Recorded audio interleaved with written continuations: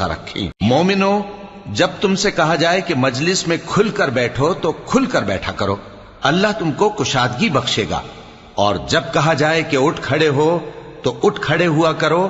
جو لوگ تم میں سے ایمان لائے ہیں اور جن کو علم عطا کیا گیا ہے، اللہ ان کے درجے بلند کرے گا، اور اللہ تمہارے سب کاموں سے واقف ہے۔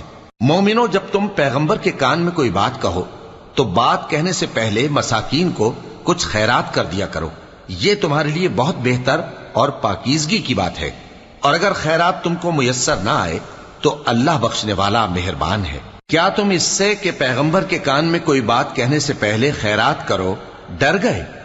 پھر جب تم نے ایسا نہ کیا اور اللہ نے تمہیں معاف کر دیا تو نماز قائم کرتے رہو اور زکوٰۃ دیتے رہو، اور اللہ اور اس کے رسول صلی اللہ علیہ وآلہ وسلم کی فرما برداری کرتے رہو، اور جو کچھ تم کرتے ہو اللہ اس سے خبردار ہے۔